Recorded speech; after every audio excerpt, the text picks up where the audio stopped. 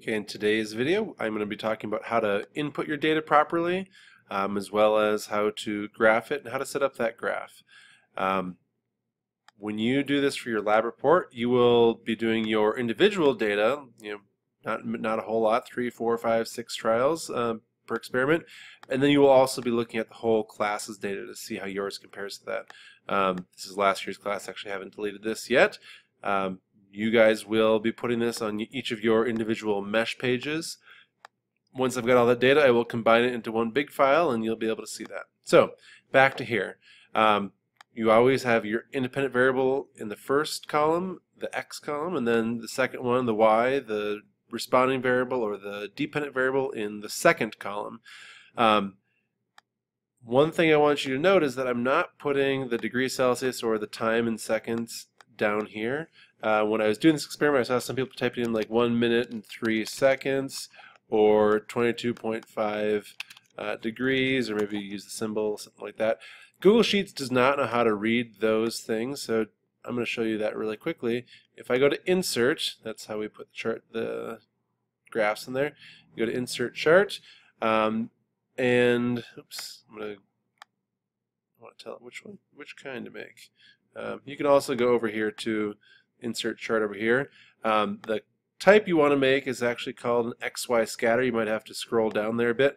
We're very rarely going to be making the columns graphs, the bars and columns. We will make that for one lab this year, but most of the time it's going to be scatters.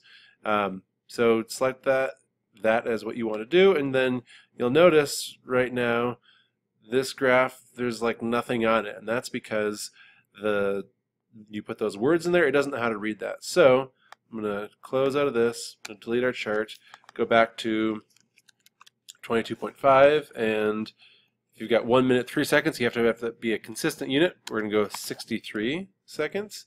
And now we can go ahead and select all of that data and go to Insert, Chart, and Chart Type. Go down to the XY scatter. And now you should notice that you've got data point, data point, data point. Looks a little bit nicer. You can see we've got something on the x-axis, something on the y-axis. I'll come back to that in a second. I want to show you what it'll look like with a little bit more data on there. Hello, Sophia. Okay, so if I select a whole bunch of data, once again, this is last year's data, you should end up seeing something that looks like many trials. Okay, we'll insert that chart. So when you do this for your lab, you should see something that looks more like this. You can see a really pretty definitive line forming on this chart. Now, I know that Mr. Collins last year taught you guys how to put trend lines in there. I think he might have showed you that you can just add a trend line on that chart. I do want you to have trend lines for this experiment. You should be able to show me the overall trend of the data, what's happening. In this experiment, you might notice that a linear trend line doesn't fit it super well. You can try some other ones. Exponential fits a little bit better. Polynomial, maybe a little bit actually. Logarithmic fits it pretty well actually. So that tells you it might not be a completely linear relationship between the temperature and the reaction time. Okay, let's go back to that original graph over here. And I want to talk a little bit about labeling. So I'm going to make that a little bit smaller. One thing you don't really need on your graphs, unless you've got multiple things on the same graph, you don't need that legend over there. So that's one thing that you can go over here and just turn that legend to none. The legend is useful if you have two different types of data on a graph.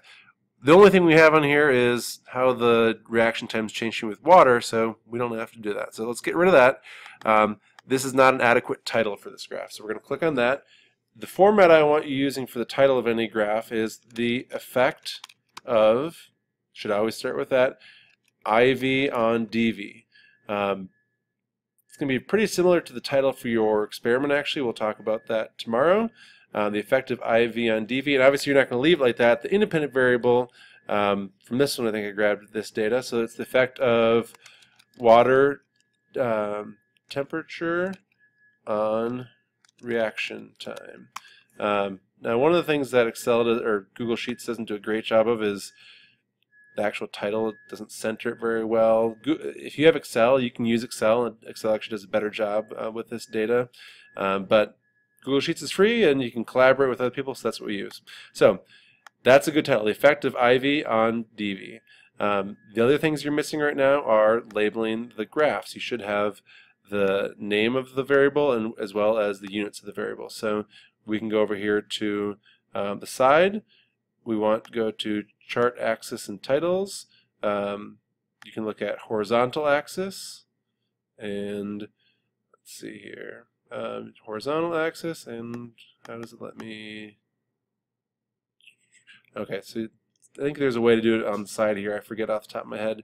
You can click on horizontal axis title and come on. Chart and axis titles. Horizontal axis title.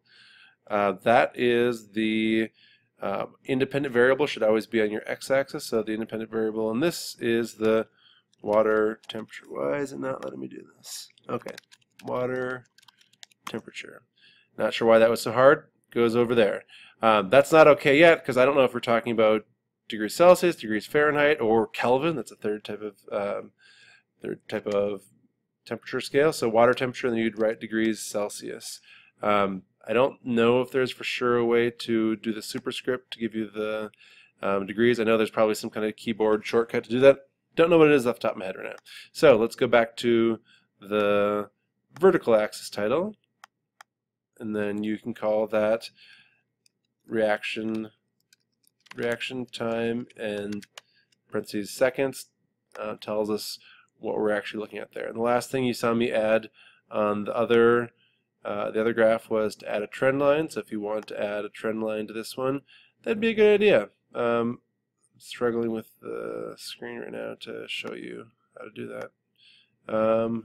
Okay, well, you saw me do it on the other one, adding a trend line. And there we go.